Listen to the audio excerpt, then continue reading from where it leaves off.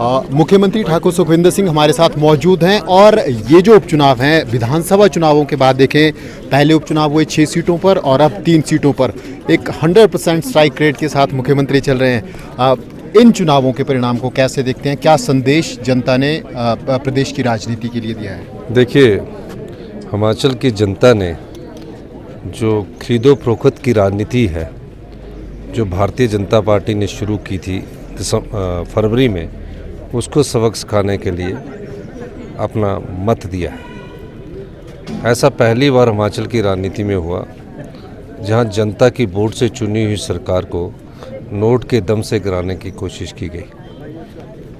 पहले 6 उपचुनाव हुए, 4 में कांग्रेस जीती।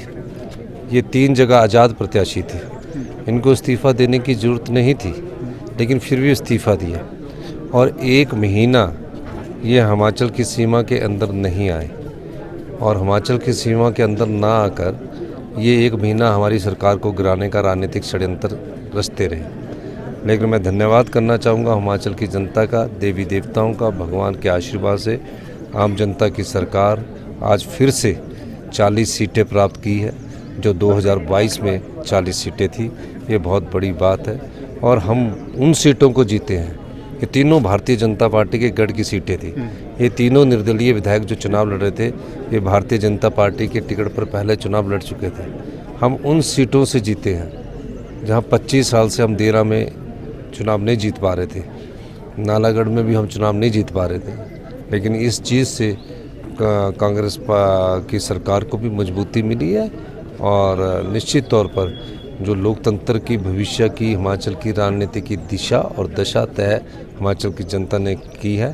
तो भविष्य में कोई भी विधायक राजनीतिक षड्यंत्र के साथ सत्ता गिराने की कोशिश करेगा तो जनता ऐसे बिकने वाले विधायकों को सबक सिखाएगी। आप 2 दिन पहले वोटिंग से शोर सुनाई दिया था, छापेमारी हुई थी हमीरपुर में, देहरा में, ईडी, इनकम टैक्स, कैसे देखते हैं आप? देखिए, हमीरपुर विधानसभा क्षेत्र में छापामारी हुई जहाँ चुनाव था, नदौन विधानसभा क्षेत्र में छापामारी हुई और क्रशर मालिकों पर छापामारी हुई। उनके साथ कहा गया कि आपका मुख्यमंत्री के साथ क्या संबंध है। तो इस प्रकार का राजनीतिक षड्यंत्र रचकर ईडी और इनकम टैक्स तो इनके हथियार है, तो चुनाव से पहले इस्तेमाल करते हैं। लेकिन जनता ने उसका मुंह तोड़ जवाब दिया। तीनों विधानसभा जो लोकसभा के चुनाव हुए 1 महीना पहले, उसमें 15-15 हज़ार की बीजेपी की लीड थी और जनता ने देखो कैसे सबक सिखाया कि आज 2 सीटों पर हम जीत गए, 1 सीट पर हम थोड़ी वोटों से चुनाव में पीछे हैं।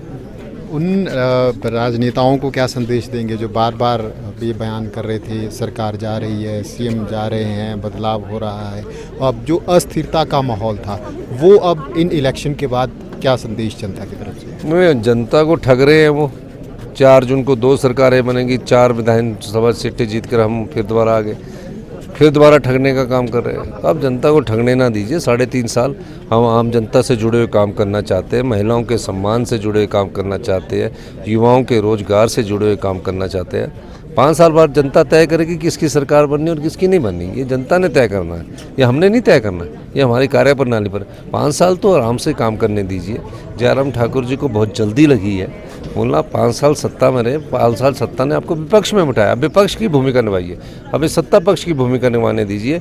जिस प्रदेश का आपने 5 साल में बेड़ा गर्क किया, अर्थव्यवस्था का बुरा हाल किया, शिक्षा स्तर पर हम 18वें स्थान पर पहुंचा दिए, उस अर्थव्यवस्था को और आत्मनिर्भर हिमाचल बनाने के लिए हमारी सरकार कार्य कर रही है। हमने 2 बजट में उसका दृश्य जनता के सामने रखा है और हमने कहा है कि हम 2027 तक हिमाचल प्रदेश को आत्मनिर्भर बनाएंगे, 2032 तक हिंदुस्तान का सबसे समृद्धशाली और अमीर राज्य बनाएंगे। धन्यवाद। सुपर सीएम अब पहुंच गए हैं, कैसे सिचुएशन को संभालेंगे और क्या संदेश देंगे? देखिए, लोकतंत्र में कोई सुपर नहीं होता, हम आम कार्यकर्ता है।